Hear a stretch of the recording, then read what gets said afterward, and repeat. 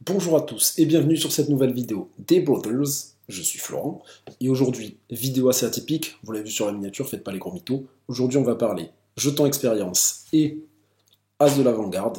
Vidéo assez atypique parce que je ne présente pas un deck, mais plutôt des situations qui tournent autour de l'as de l'avant-garde. En revanche, je présente quand même un leader référence et une base référence, et c'est parti. Donc, notre leader référence, dont je faisais référence précédemment, c'est ce cher Han Solo. Alors pourquoi Han Solo? En fait, c'est évident dans le sens où c'est un leader jaune, c'est un leader héroïsme, tout ce qui correspond à notre race de l'avant-garde, qui est quand même le noyau de cette vidéo, et surtout, en fait, il va nous permettre de générer de la ressource. C'est surtout cet aspect-là qui nous intéresse. Notre base, qui va nous permettre d'accéder à un bon nombre de cartes vertes qui sont très fortes pour combiner avec l'as de l'avant-garde, dont on va présenter les différentes mécaniques juste après. En fait, c'est le laboratoire de conversion d'énergie. Bon, je pense que tous ceux qui jouent au jeu savent que c'est, au premier set, la meilleure base du jeu. Elle est trop forte, bien qu'elle n'ait que 25 points de vie. L'action épique qui permet de donner embuscade à une carte qui coûte 6 ou moins est très très forte. Voilà, je ne la présente plus. Tout le monde la connaît, je pense. Donc, sans plus tarder, les places de l'avant-garde. Ce serait bien de présenter cette carte. Donc, c'est une carte jaune héroïsme qui coûte 2 ressources et qui a pour stat comme body 1-1. C'est nul. Non, franchement, pour 2 ressources 1-1, c'est nul. Mais son effet qui est, une fois joué, pour chaque autre carte que vous avez jouée durant cette phase, donnez un jeton expérience à l'as de l'avant-garde. Je précise bien pour chaque autre carte, c'est-à-dire que l'as de l'avant-garde ne compte pas, étant donné que ce sont les autres cartes qui nous intéressent. Ce qui veut dire qu'en fait, ce qu'on va essayer de faire, c'est économiser un maximum de ressources pour, lors de certaines phases, pas au premier tour de jeu, mais au plus gros tour de jeu, là où on joue des grosses cartes et beaucoup de cartes, on va essayer de faire en sorte que notre as de l'avant-garde ne soit plus une 1-1, mais une 4-4, 5-5, 6-6, et surtout, on va voir que ça peut être intéressant de jouer 2 as de l'avant-garde en une seule phase, et là, ça peut être monstrueux. Donc, évidemment, dans cette vidéo, j'ai présenté un maximum de synergie autour de l'as de l'avant-garde pour jouer un maximum de cartes. Donc, je précise bien que toutes les cartes que je vous présente, c'est bien précisé qu'on joue des cartes. Donc, on va permettre d'en jouer plusieurs par le biais de petits tricks avec des événements où on dit jouer une carte, faites ci, faites ça. Et je précise bien, et j'exagère bien sur ce jouer, quand vous déployez votre leader, vous ne jouez pas votre leader comme on a tendance à l'employer en termes d'abus de langage. On dit je joue mon leader, non. Oui, tu le joues tel qu'on parle comme ça, comme je dis par abus de langage, mais en revanche, si on veut être précis sur le wording, en anglais, je déploie mon leader, donc ça ne va pas compter si je déploie mon leader et qu'ensuite je joue l'as de l'avant-garde, mon leader n'aura pas compté comme étant une carte qui a été jouée. C'est bien déployé et joué. En revanche, toutes les autres cartes que je vais vous présenter, ça va être joué. Et ça, c'est sympa. Pour pouvoir jouer un maximum de cartes, effectivement, je vais devoir vous présenter en premier lieu des cartes dont le coût en ressources est plutôt faible, pour pouvoir en jouer un maximum, et bénéficier de ça pour, quand je joue l'as de l'avant-garde, avoir joué juste avant un maximum de cartes. Pour présenter les cartes que j'ai considérées comme moteurs de ressources, je vais vous présenter le répartiteur de l'Alliance, qui d'ailleurs ne coûte qu'une ressource pour être posé, donc pour jouer une carte, et surtout, une fois qu'il sera redressé, son action va être de jouer, encore une fois je précise bien, jouer une unité de votre main, elle coûte une ressource de moins, donc en fait on va économiser de la ressource et encore une fois jouer des cartes. En l'occurrence, Big Fortuna, lui, ça va être la même chose dans le sens où c'est jouer un événement de votre main, il coûte un de moins, donc c'est un petit peu la même chose dans le sens où il y en a un c'est pour les unités, l'autre pour les événements. A noter que Big Fortuna est intégré dans un deck, même si je ne présente pas un deck, héroïsme. Big Fortuna et Infamie, comme vous le voyez. Infamie. Donc Big Fortuna, je vais devoir payer une pénalité de 2 de plus, puisque je ne suis pas Infamie, donc je vais devoir payer 4 ressources. Sauf si on a une situation qui nous présente autre chose. Donc pour illustrer, imaginons qu'on ait nos 2 cartes en main. On va faire, dès que c'est notre tour de jeu, pour une ressource, poser notre répartiteur de l'Alliance. Jusque-là, vous me suivez. Prochaine action, on prend l'initiative. On est sûr de jouer en premier, on est sûr de ne pas se faire péter le répartiteur de l'Alliance et pouvoir bénéficier de son action en première action, justement. Donc, une fois qu'on a pris une ressource en plus, hop, on redresse, hop là, on redresse notre répartiteur. Qu'importe les cartes qu'on a eues en plus, hein, on se concentre effectivement que sur ces deux-là pour cette situation-là. Et dans le cas où on a le répartiteur de l'Alliance, on va faire son action. Payer pour un de moins. Je rappelle qu'on est sur la configuration avec Han Solo et du vert. Donc notre Big Fortuné va coûter normalement 4 ressources. Moins 1 pour le répartiteur, il va nous coûter que seulement 3. Et bien ça tombe bien puisqu'on va pouvoir payer 3. Et dès le deuxième tour de jeu, hop, plutôt incliné, c'est mieux, on va pouvoir jouer notre Big Fortuna et avoir un très bon setup. Maintenant, les deux cartes que je vais définir encore pour économiser de la ressource, mais qui ne sont pas moteurs dans le même sens. Leia Organa, en fait, c'est une unité qui coûte 2 ressources pour la jouer, mais une fois jouée, j'ai le choix entre deux choses. Ou j'incline, mais donc je vais pouvoir contrôler, gérer une unité adverse, ça peut être très très fort, hein. Je pense que bon nombre de decks jaunes contiennent Leia Organa, mais aussi je vais pouvoir redresser une ressource, c'est-à-dire que j'ai joué une unité pour une seule ressource au final, puisque je l'ai redressée juste après. Et il y a aussi l'amélioration compartiment de contrebande, qui coûte seulement une ressource, que je vais pouvoir jouer, et à chaque fois que je vais attaquer avec l'unité véhicule, parce que ça s'attache que sur les unités véhicules, je vais pouvoir redresser une ressource. Et on va voir que bien souvent, si on l'utilise intelligemment, ben en fait c'est comme si on n'avait pas payé la ressource du compartiment de contrebande, dans le sens où si on met sur une unité qui est redressée, ben on va pouvoir dans la foulée redresser la ressource qu'on vient de dépenser. Imaginons qu'on ait ces deux cartes cette fois-ci, et le reste nous importe peu encore une fois, et que voilà, on est dans un véhicule, que ce soit spatial ou terrestre, on s'en fiche, mais bon là, en l'occurrence c'est spatial. On redresse nos ressources, et je vais vous montrer qu'on peut jouer un maximum de cartes tout en dépensant un minimum de ressources. Ça va être le cas par exemple, première action, je vais jouer Leia Organa. Effectivement, Leia Organa nous dit bien qu'on peut soit, quand on la paye, après l'avoir joué, ou redresser une ressource, ce qu'on peut faire, ou gérer une unité, c'est-à-dire l'incliner. Quand je dis gérer, c'est plutôt contrôler, c'est-à-dire pendant un tour, elle ne va pas pouvoir attaquer. Parce qu'il y a un effet très fort. Donc déjà, il y a le choix. Très bonne carte à ce niveau-là. Ensuite, aussi, on a une unité donc spatiale que j'ai présentée précédemment, qui est redressée. Ce qui veut dire qu'elle va pouvoir attaquer ce tour-ci, sauf si on me l'élimine avant. Pour une ressource, je vais payer compartiment de contrebande. Je vais placer sous ce véhicule, qui dit bien qu'en attaque, donc quand je vais pouvoir attaquer, je vais pouvoir redresser une ressource. Je viens de jouer 2 cartes, ressources dépensées, une seule. Nos cartes maîtresses, dans le sens où on va pouvoir gérer notre deck, ce qu'il y a au-dessus. Franchement, c'est trop fort. On a Ezra Bridger, on a R2D2 et on a C3PO. Déjà, ces 3 cartes ont un coût en ressources qui n'est pas très élevé. 3 pour Ezra Bridger, 1 pour R2D2 et 2 pour C3PO, pardon.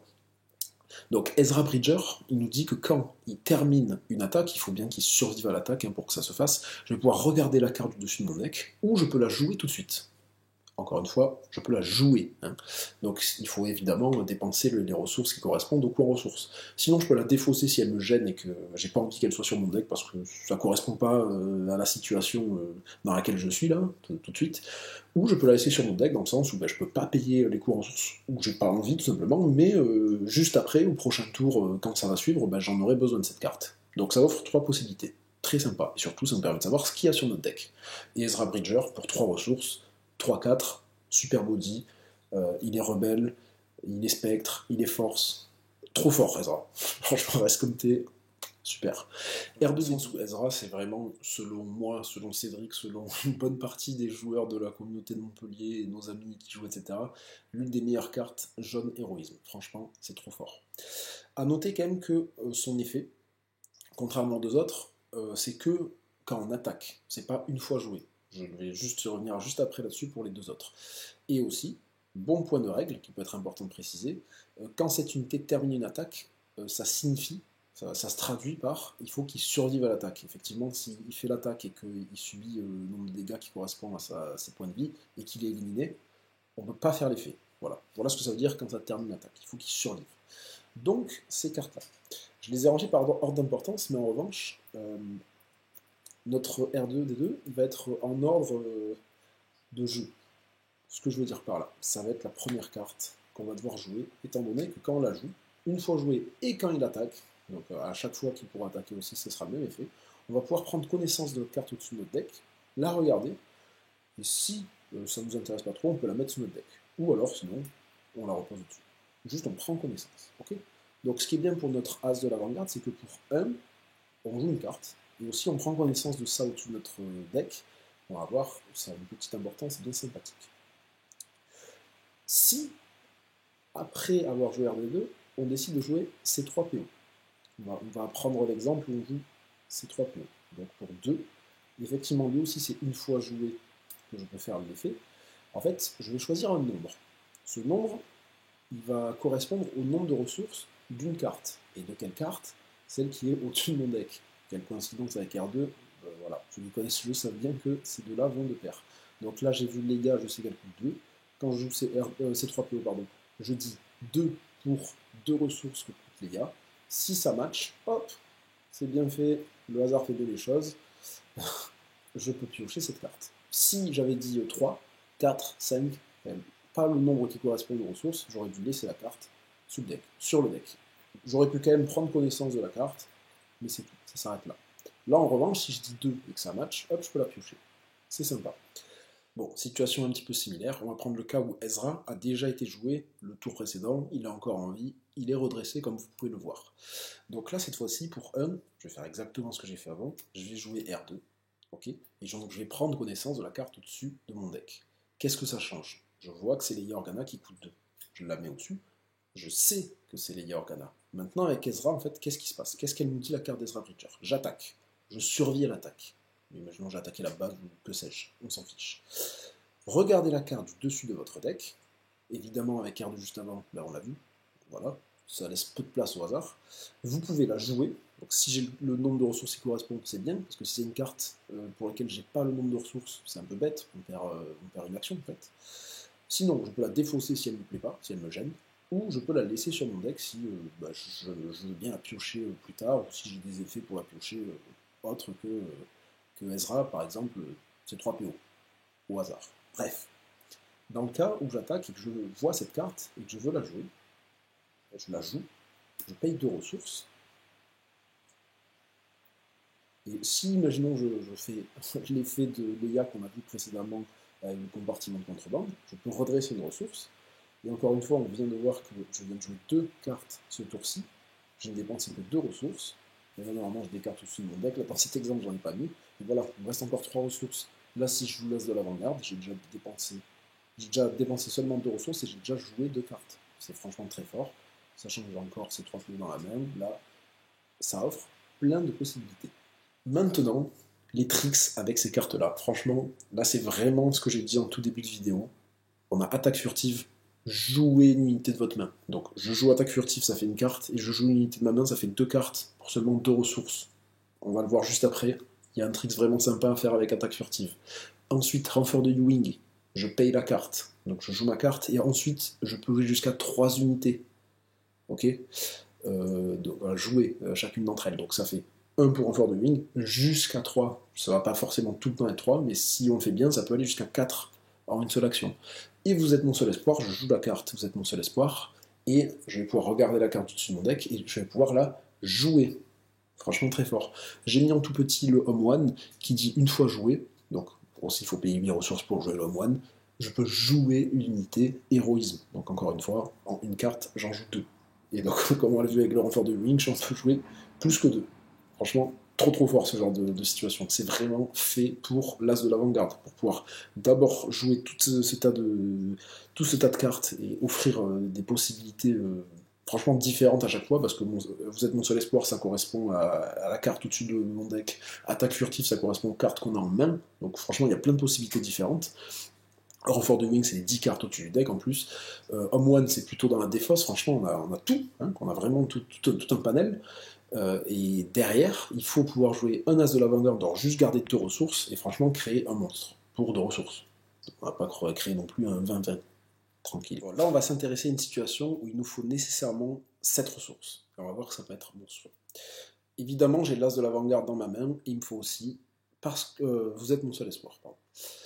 Donc, il faut aussi qu'on ait une des cartes qu'on a vues précédemment, c'est-à-dire ou R2, ou C3PO, ou Ezra Bridger, qui est en jeu, qui va nous permettre de connaître la carte au-dessus du deck. Pourquoi? Parce que ça va matcher avec Vous êtes mon seul espoir, qui va me permettre de regarder la carte du dessus de mon deck et de la jouer. Et forcément, si on l'a vue, c'est mieux. Donc, On va faire l'exemple où on attaque avec R2, on fait le pouvoir où on peut voir, et hop, on tombe sur renfort de Ewing, vraiment une carte, une pièce maîtresse de ce deck. Hop, on a pris connaissance de cette carte. Maintenant, pour 3 ressources, je vais jouer, vous êtes mon seul espoir. Je vais, un peu de moins ça, je vais jouer renfort de Ewing pour 5 de moins, comme le précise, vous êtes mon seul espoir. Donc, 7 moins 5, ça va me coûter 2. Est-ce que vous retenez bien que là on vient de jouer? Vous êtes mon seul espoir. Et renfort de Ewing, ce qui fait 2 cartes jouées. Là, qu'importe les cartes qu'on joue, imaginons on joue 3 chasseurs taille de la lumière, ça nous fait 1, 2, 3 cartes en plus, on est à 5 cartes jouées. Il nous reste encore 2 ressources.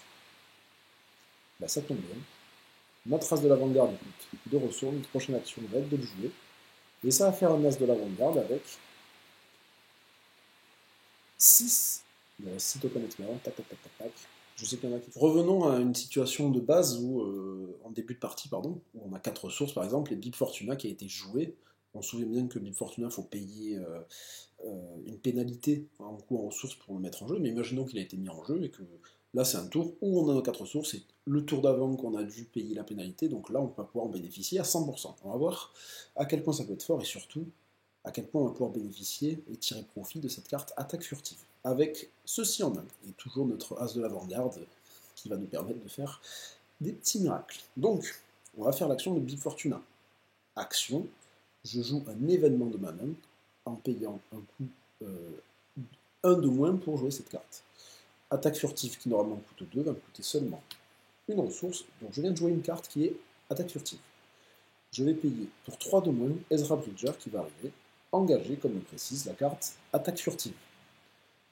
Prochaine action, je vais attaquer avec Ezra Bridger, je vais regarder la carte au-dessus et je vais la jouer pour 2 ressources. Je la joue pour 2 ressources, hop, elle arrive 1, 2, et l'effet de Leia, ça me permet de redresser mes ressources. Petit rappel des cartes jouées, attaque furtive 1, Ezra Bridger 2, Leia 3, il me reste 2 ressources, il me reste l'as de l'avant-garde, ma prochaine action va être de la jouer, ça me fait ma 4e carte, je vais lui mettre 4 tokens d'expérience, vous avez vu cette fois-ci je les ai préparés, au moins ça illustre bien, et donc c'est un tour où on a 4 ressources, j'ai pu jouer une 5-5. Dans le cas où on n'aurait pas choisi Han Solo en tant que leader, ou dans le cas où on voudrait quand même payer la pénalité de 2 parce qu'on n'a pas le petit symbole rouge, on n'a pas de l'affinité rouge. Sacrifice héroïque. Ce qui est sympa, c'est qu'on va jouer une carte. On va faire l'effet qu'on va présenter, qui est plutôt sympa. Derrière, on va pouvoir piocher une carte, ce qui pallie un petit peu au problème de Han Solo, dans le sens où on crache beaucoup nos cartes pour générer de la ressource. Donc, sacrifice héroïque. Compliqué. Je peux attaquer avec une unité, puis cette unité a plus 2 en attaque, et quand cette unité inflige des dégâts de combat, éliminez-la. Donc ça permet de faire une grosse attaque, et derrière j'ai pu piocher une carte, pour m'offrir une possibilité en plus. Si ça se trouve, c'est peut-être une carte que j'ai déjà vue grâce à R2, grâce à C3PO, ou grâce à Ezra. Sympa. Et donc j'ai pioché ma carte, et surtout, quand j'ai joué Sacrifice Héroïque, ben, j'ai joué une carte déjà. Sympa pour As de l'avant-garde. Bon, j'avais dit en début de vidéo que je parlerais de l'importance du leader Han Solo. Bon, au-delà du fait qu'il soit jeune et qu'il ait héroïsme et que ça matche totalement avec l'as de l'avant-garde, bon, puisque c'est quand même le sujet de la vidéo, je vais parler de cette fameuse situation, et je précise bien cette situation très précise, des 5 ressources. Bon, il y a un trick à faire, j'ai rien inventé, mais c'est bien de le souligner. L'action épique de Han Solo se fait quand on contrôle 6 ressources. Okay, le pouvoir de Han Solo dit qu'on va pouvoir cracher une carte de sa main. Quand je dis cracher une carte de sa main, c'est qu'on va s'en défausser et que malheureusement on la perd, on ne pourra plus la voir. On va la mettre en ressources. Donc en fait c'est une carte qui provisoirement va être ici, dans notre champ de ressources en plus, et qui à la fin de ce tour-ci va être enlevée. Mais cependant, pendant ce tour-ci, je contrôle bien 6 ressources. Ce qui veut dire que je suis éligible à prochaine action, déployer Han Solo, hop, et le mettre voilà, dans mon champ terrestre. Prochaine action, si j'attaque, eh c'est la même chose. Sauf que là, c'est même pas de ma main, ça va être du dessus de mon deck, je vais pouvoir mettre une carte au-dessus de ma pile de défausse en tant que ressource. Et en fait, je passe d'une situation où j'avais 5 ressources initialement à 7. Parce que vous direz sûrement, oui, c'est bien les situations que tu nous présentes, Florent, c'est cool, c'est quand même assez utopiste dans le sens où il faut toujours beaucoup de ressources, etc. Mais en fait, on se rend bien compte qu'un tour où je suis censé en avoir 5, je me retrouve avec 7, ça me laisse quand même beaucoup plus de possibilités. Parce que oui, je peux faire l'action Han Solo quand il est ici, et aussi quand il est déployé, ce qui veut dire que je vais pouvoir avoir 2 cartes en plus. Je précise aussi que malheureusement je crache des cartes de ma main, comme j'ai dit précédemment, pour mettre cette carte-là. C'est aussi pour ça que j'ai présenté précédemment les cartes de Ezra, R2 et surtout C3PO, qui vont nous permettre de, si on connaît bien le coût en ressources de la carte dessus de notre deck, de piocher des cartes en plus et en fait compenser toutes les cartes que je crache par un solo leader. Donc en fait, ces situations qui sont parfois utopistes, elles peuvent être largement réalisables. Et là, une situation que je vais présenter juste après, donc on a notre as de l'avant-garde évidemment que je représente, hein, c'est normal, mais qui va très bien se combiner pour laver le board adverse le tour où je le joue grâce à Navette en première ligne et son action qui ne nécessite pas forcément d'être redressée. On peut le faire quand cette carte est inclinée, et on va voir, c'est très fort. J'ai mis en plus petit préparation au bricolage parce que ça va permettre d'offrir des possibilités lorsqu'on pense qu'on n'a plus beaucoup. Donc, la situation, tout de suite. Bon, c'est vrai que je présente des situations qui, des fois, il y a besoin d'un certain idéal et il y a besoin de beaucoup de si pour que ça fonctionne bien.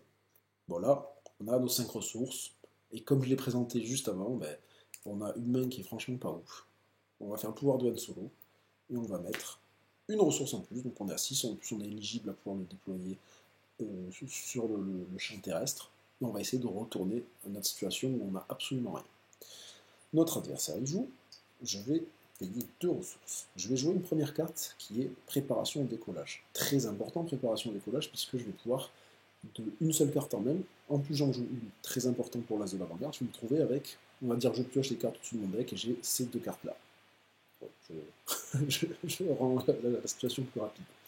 Hop là, je vais expliquer l'importance de cette carte. Mais d'abord, on va déployer un solo et on va créer une menace dans le champ terrestre. Ok. Donc là, j'avais rien, maintenant j'ai quelque chose dans le champ terrestre. On ne s'en occupe pas plus, mais bon, voilà, c'est ça qui est important. Pour 2 ressources, je vais jouer une seconde carte. Je rappelle que la première est préparation et décollage. Cette seconde carte, c'est navette en première ligne. Je vais la jouer, donc elle arrive inclus. On en parle juste après. Notre adversaire joue. Je paye pour 2 ressources. Un as de l'avant-garde. Je rappelle que j'ai joué une première carte qui est préparation de décollage, une deuxième carte qui est la navette, la troisième carte c'est l'as de l'avant-garde. Donc mon as de l'avant-garde, c'est une 4-4. Il bénéficie de 3 jetons expérience. Et là, ce qui va être très important, ce qui est très fort, c'est notre navette en première ligne. Qu'est-ce qu'elle dit? Je vais pouvoir utiliser comme action d'éliminer, c'est la condition pour utiliser cette action, éliminer cette unité. Qu'elle soit inclinée ou pas, ça n'importe plus. Donc je vais pouvoir l'éliminer. Et ça me dit que je peux attaquer avec une unité. On va le faire avec l'as de l'avant-garde, ça peut être très sympa. Pour nettoyer l'espace terrestre, ça va être une attaque où je ne peux pas attaquer la base. Donc forcément, je vais me reprendre les dégâts, mais là, c'est quand même une 4-4. On peut survivre à une attaque jusqu'à moins de 4 points de vie. Donc une moyenne de véhicule global qui attaque à 2 ou 3. Donc je vais pouvoir survivre. Et donc, mon prochain tour, mon as de l'avant-garde sera replacé, je peux attaquer à 4, la base de champ sera libre, et mon adversaire, il n'aura plus de vaisseau. Mais aussi là où ça peut être fort, cette navette en première ligne, c'est qu'on peut l'utiliser aussi sur Han Solo. Bon.